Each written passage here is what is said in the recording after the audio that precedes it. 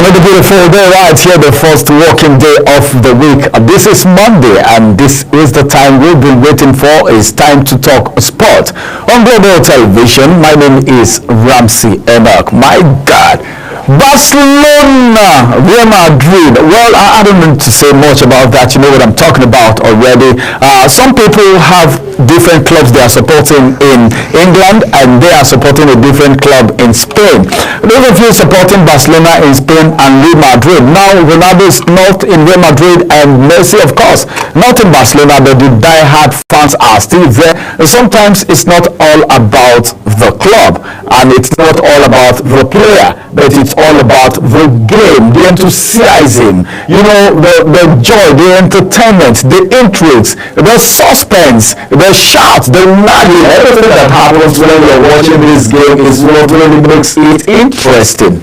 It's so good that it happened yesterday. I'll give you the details, and of course I'll have my guest join me on the show this morning as we talk sport. Apart from that, let's come back. What's happening? Enyimba already, I don't know, I thought they were going to go farther than they went, but as a matter of fact, they couldn't exceed the level they've gone to. Sometimes when you get to the elastic minute in the world of sport, you can't do more, but now as it is, let's really see what is happening and how it's really going to go. But as a matter of fact, let's just talk sport this morning, and I want us to know that so many things happening in England. Amorim is making a statement. What about Carlo Ancelotti? Carlo Ancelotti will not stop talking. He will keep talking. Well, I thought it's only Mourinho that talks, but now a lot of players are talking, not just players, but then the coach like Mourinho too are talking. Amorim is making a statement. Carlo Ancelotti is making a statement. Arteta is making a statement. Sometimes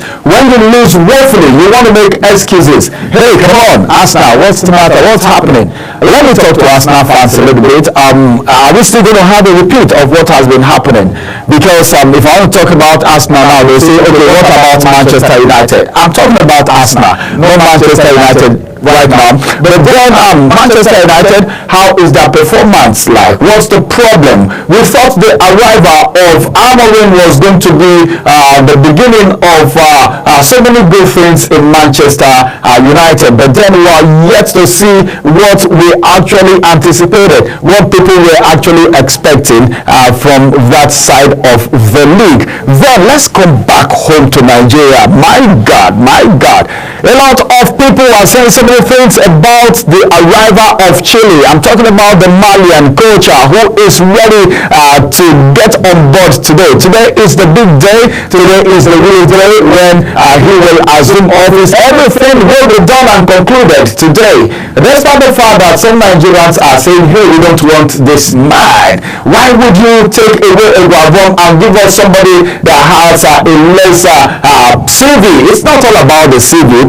Udeze said, well, Udeze is an ex-international. A lot of you know him, and he has a show that he does on one of the major media outfits in Nigeria right now. But then he has said, if you look at the CV of Austin Eguavon, and you look at the CV of the Chilean tactician, you will know that he is nowhere compared to Austin Eguavon, but so good. There is a rumor flying everywhere that Austin Eguavon will be coaching one country in Africa. I won't tell you the country now until it's been confirmed, so you don't say, hey, Ramsey said it on Talksport. I'm not saying it now, but that is what is flying around right now. It's still a grapevine, it's still a rumor. As soon as it is being established and contract is being signed, pen put to paper, you will hear it. Anything you hear on Global Television, especially Talksport, is the real thing. So just wait for me until I get it sealed right here. Then we will know that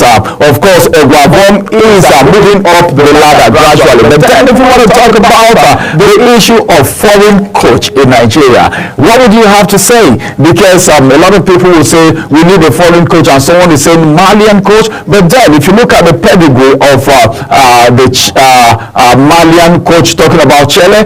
He has not done too badly for Mali. You can see how far he was able to go with Mali before his exit. But it's so good that we are having so many things happening right now from the Nigeria Professional Football League. A lot of things going on. One of the things that a lot of Nigerians would always tell you is, well, the way there is no indiscipline in the NPFL is so amazing. Crowd encroachment into the field. It's one thing that a lot of people have actually said it's not a good one. All of this will form basis of our discussion today. We'll talk about it. Well, I'm so amazed. I wish we could have more time, but the time that we have may not be enough for us to go into the nitty-gritty of everything happening from the world of sport. Well, Anthony Joshua was in Nigeria during the festive season, visited the president, was in his own countryside back there in the West. And there is a fight that will be happening very soon. I don't know if he is going to take it again or maybe somebody else is going to take it. We'll talk about all of this on Talk Sports today. And don't forget that right at the grassroots, so many things happening. Some Nigerians have said, well, come to the grassroots. They said charity begins at home and you need to go up the ladder. You begin from the grassroots before you get to the NNL. From the NNL, you get to the NPFL. Then from the NPFL, you get to the Flying Eagles. Then you go up the ladder, get to Champ, get to Flying Eagles. Then you get to the Super Eagles. And before you know it, you begin to ply your trade outside the shores of Nigeria. But it's so good that some of our players, even from the NPFL, they are able to find their way up the ladder, crossing the Red Sea, crossing the shores, the borders of the country to play in other countries around the world with very good clubs. Well, let's see how all of that will pan out. All will be coming on Talk Sport this morning. I'm trying to give you a background of the things that we'll be discussing on Talk Sports today, and that's exactly what will be happening. But then I'll begin with the result of the matches. But don't be surprised that Enyimba already have been shown the way out of the game so far. I'll tell you how it actually happened and why it happened like that. Before now, some persons actually predicted the way it was really going to go, but then it has gone the way it is supposed to go. Well, I wouldn't want to say the way it is supposed to go because no one ever wants to lose when it comes to sport, when it comes to game. But as a matter of fact, there must be a loser and there must be a winner, and that's the reason it's been called sport. Well, if you know how to play football, if you know how to play basketball, if you know how to play lawn tennis, if you know how to play golf, whatever game you know how to play, even if it is baseball, some of us can run very well. Practice, rehearse, train on it, and before you know it, you are being called upon to do what you need to do. Just the way Kylian Mbappe was able to do something. As at yesterday, I had people were just shouting, hey, Kylian Mbappe is gonna go. Oh. But then at the end of the day, well, the end justified the means. You know the who first score first, you know the who carry case go court, now they win the matter. Well, I'll give you the details of all of that. And when will that happen? That will come after this break. I want to go on a quick break so that my guest can come in. My guest is already standing by. Wilson will be joining me on Sports Today all the way from Lagos State. Let's go on a quick break. When we come back, we'll tell you what is happening. We'll go into the tiki-taka of Talk Sports right away. Stay with us.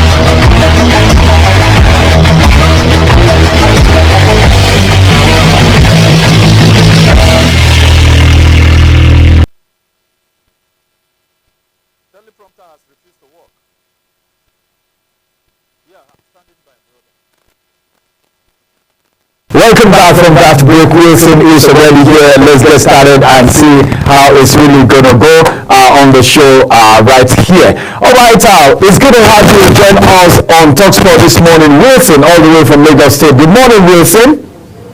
Yeah, good morning. Really excited to be here once again on Global TV on Talksport show. I'm looking forward to having a discussion as usual. Very much. Let's talk about some very interesting games that were played yesterday. And of course, I'll begin with this one. But then, Enyimba is already out. Are you aware that Enyimba is out? Yes, the Enyimba situation at the CAF Combination Cup got very tricky yesterday. After playing 4 games in the group, Enyimba were only able to get 4 points, and they sit last on the table, last on the log, 1 win, 1 draw, and 2 losses. And then yesterday's draw with Al-Masry meant that, their chance of qualifying from the group is a little bit tricky now because those at the top of the log are with 8 points, we have 7 points, and then Enyimba is on 4 points. So it's shameful that it's embarrassing. You could say embarrassing, and it's not a thing of joy that the Elephants, a strong team on the African team, used to giving us the pride that we had some years back, and now struggling to even get the result at home. And yesterday's result was an own game, so it's not a good thing for us as fans of the local leagues. It's not a good thing for us that we agitate for our local teams to do well. So it's not a very good thing at all. Enyimba sadly are out. All right, the Elephants are right out of the Confederation game right now. Almas had won a corner kick, and of course of that brought the game to a draw. Moving away from there, let's talk about the Super Eagles a little bit, because the Super Eagles have been without a coach for a while now. We talked about it some times back, but then let's talk about it. Let's look at it again, because the Malian coach have said, well, this is one of the best opportunity he has had. NFF to unveil the new Super Eagles head coach happening today, the 13th day of January. And as a matter of fact, the Football Federation, Nigeria Football Federation, will unveil Eric today. The newly appointed Super Eagles head coach is going to be named Super Eagles head coach proper, and that's going to be today, even though the rumor came in since last week. The event will be conducted in the media conference room of Moshood Abiola Stadium here in Abuja today. Well, some persons are not so cool with this, but then some persons are of the school of thought that it is a move in the right direction. Now he's coming to board. What do you think of his appointment, and what do you think he needs to do to hit the ground running, even though I know the Chan Eagles are right there waiting for him? Okay, really exciting for Chelle coming on board as the new coach of the Super Eagles. It's a shocking appointment because really no one saw it coming. No one saw Eric Chelle coming on board as the Super Eagles manager. And it's also interesting to know that he is the first African who is not Nigerian to coach the Super Eagles. Yes, the first African who is not Nigerian to coach the Super Eagles. Impressive, not very bad record as the manager. He has managed about 160 games, and then his win rate is pegged around 45-46%. So his ceiling is quite very high. And then at the last Africa Cup of Nations, he was able to set up a tactical team, even with less amount of talent compared to the Super Eagles. So we are expectant. The job ahead of him is very huge. We have to be real. There's a mountain in front of him. To qualify the Super Eagles of Nigeria for the 2026 World Cup is not a child's play, considering the situation of things right now. But we hope that he will be able to bring some good news, good tidings for the Super Eagles. We're looking forward. We all have to support him as Nigerians. That's the only option on ground. Eric Chelle needs to succeed, and we'll all be there to support him to succeed. So that's the only thing we have on the table right now is success. Has said he has a very big task ahead of him, and even NFF have said Nigerians should go ahead and give him the full support that he needs so that he can coach the Super Eagles. But then the new tactician team will actually lead the Super Eagles. He's coming in with some assistants, and of course, three of them. The Super Eagles team, it's going to be next month. They are going to be on duty African Nations Championship in East Africa, and they will concentrate solely on the 2026 FIFA World Cup, like Wilson have already said. The campaign commencing with matches against Rwanda, that's going to be away, and we'll play with Zimbabwe back at home, and all this will be happening in March. That's going to be what we are expecting from the new coach of the Super Eagles, talking about Eric Chelle. Then now let's move from there and go to what happened yesterday. Wilson, it was a whole lot of surprises yesterday as 10-man Manchester United knocked Arsenal out of the FA Cup on penalty yesterday. Even though they were one man down, it never held them back. Arsenal's FA Cup dream came to a shock and shattering end yesterday as a resilient 10-man Manchester United triumph in penalty shootout at the Emirates Stadium following a dramatic 1-1 draw in regular time. The match was actually fired with the intense moments, including a significant injury to Arsenal forward Gabriel Jesus as while attempting to dispose Bruno Fernandes. Jesus collided awkwardly and had to be stretched out of the field in a very visible distress. It was obvious. He was so distressed, and it's visible. You could see that yesterday. And this injury is a major blow for Arsenal right now. So we're going to talk about the injury, not just the winning alone, but the injury, especially given Jesus' recent resurgence in the form. Manchester United opened the scoring with a goal from Bruno Fernandes, and the rest of it is history. What do you think of that game yesterday? Did you saw that coming, Wilson? So I would like to start with talking about Arsenal. Just like Alan Shearer mentioned yesterday, that he's quite surprised how Arsenal intend to win trophies without having a recognized striker, because I don't understand how a club like Arsenal will be gunning for titles, gunning for trophies, and then there is no recognized striker in the team. So, and Arteta's, I don't know how to put it, probably playing blind to that fact is also a problem for all Arsenal fans and Arsenal supporters. It was evident yesterday, it was evident against Newcastle. Arsenal presently one leg out of the Carabao Cup because I don't know the magic they're going to do, in the return leg against Newcastle to beat Newcastle 3-0 if they want to qualify. And FA Cup, they're out. They are only in the Premier League and then the Champions League, of which chances of winning both are quite very slim. Manchester United, we have to give credit to Ruben Amorim. He has done a great job. The other night was against Liverpool, pulling out a draw, and then here we have against Arsenal, beating them, knocking them out of the FA Cup. Big one, big motivation for the boys at this very point where they are struggling, 13 on the log, and then trying to, get back to winning ways. So it's a good one for Ruben Amorim. Great one there. All credit to the goalkeeper yesterday. It was amazing. Save Odegaard's penalty during regulation time, and another penalty saved during the penalty shootout. Amazing game yesterday. Kudos to Manchester United. Kudos to Amorim for such a great tactical display. He was able to match Arsenal's game, by all standards, even with a man down. So we're looking forward to what Arsenal will do a couple of days from today against Tottenham Hotspur after such an embarrassing display yesterday. All right, what would you have to say about Jesus' injury? That injury, is it going to affect Arsenal so much? Because that injury, he was in distress. He actually felt the pain, and it's a major injury. We're yet to hear what the outcome is, but then, what do you think? Peradventure, he's out of so many games for Arsenal in their previous encounters, not the FA Cup anymore. So what do you think about that injury? Saka presently is injured and then will be out till at most till March, and then having Gabriel Jesus also out injured. We have not gotten the details of the injury, the extent of how he's injured yet. But from what we saw yesterday, it doesn't look like a short-term injury. It doesn't really look a very short-term injury. But then, however it happens, aside Gabriel Jesus just picking up form of late, he was not banging in the goals for the Gunners. So it was almost as if he was not there, aside, the past few weeks and past few months where he has started banging in the goals for them. So I'll still go back to the fact that, we saw what Kai Havertz did yesterday.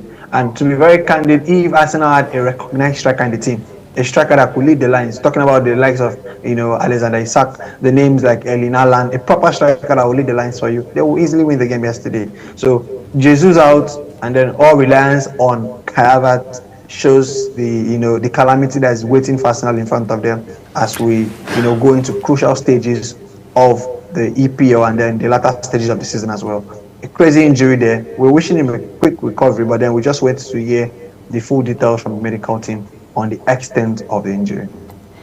All right, after that game yesterday, a lot of people were thinking that the manager of Arsenal was going to feel very bad, but Mikel Arteta said he could not be prouder of his players despite clashing and of course crashing out of the FA Cup to a 10-man Manchester United on penalties. What does that statement mean to Arsenal fans and of course Arsenal itself? And so it boils down to mentality. It's a matter of the mentality. So you cannot lose to a 10-man Manchester United team that is struggling, and then you're coming out to say that you're proud of what your boys put out. You lost at the Emirates. We're not talking about the Old Trafford here. You lost at the Emirates to a team struggling. We're not even talking about an informed Manchester United. A United team that is struggling across all structures. A United team that is just trying to get the taxes right to Ruben Amorim. So it shows it's a sad one for Arsenal fans who probably will have high hopes and high expectations for this club. But that to me is a low mentality from Mikel Arteta to come out to say such. It's embarrassing that he lost the game and you have thrown away a clear chance of winning a trophy. We're not certain. The Premier League looks lost already, and then the Champions League, we can never say anything about the Champions League with Arsenal. So this was a part of an easy route to get a trophy. So you can't be proud of such result. It's embarrassing by all standards for every Arsenal fan out there. So I'm trying to let them understand that Arteta should not try to romance their wounds. They should be licking their wounds this morning. Yes. Oh, all right. Arteta shouldn't try to romance their wound. Rather, he should be feeling bad about everything happening, and that's coming from Wilson, the sport analyst for this morning. Now, let's still talk a little bit about Arsenal. Former Premier League star talking about Gary Lineker and Michael Richard have already urged Arsenal to sign Ipswich Town striker Liam Delap following their FA Cup exit to Manchester United on Sunday. Arsenal were already defeated, but then these players coming in. Well, the window is soon going to be open now. As a captain, Odega missed a spot kick during the normal time, and this recommendation has come for this signing. But then, who do you think Arsenal will need to beef up their game and, of course, come up formidable? There is a recommendation made right here. You look at this recommendation, then you tell us if Arsenal really need players to be bought this transfer window so they can beef up the team and come out formidable. Yeah, so Arsenal's problem, like from the start of the season, has always been the attacking line. If they want to get backups for other positions as well or for competition purposes, it's totally fine. But Arsenal's major issue is getting a recognized forward. Delap from Ipswich is a great striker, presses the ball so well. Pressure intensifies the game. His intensity in the game, his work rate off the ball, it's amazing. He does all of the runs. So we need someone sharp, a goal poacher in front of that will lead the line for Arsenal, so that days when Saka is on firing, days where Odegaard is on firing, days where Martinelli decides to play like a young boy from Brazil, the striker will come on board and do the magic. So that's basically what we need. That's what Arsenal really needs. Truthfully, they need a recognized striker that will be able to finish up, because there's really no way they're going to win the titles without a proven goal scorer, a proven recognized goal scorer. Liverpool have several of them, and they have, of course, the sensational Mohamed Salah. So Arsenal needs that if they want to really pursue Liverpool for this title. Delap is a good suggestion, yeah, and it's a good one, yes.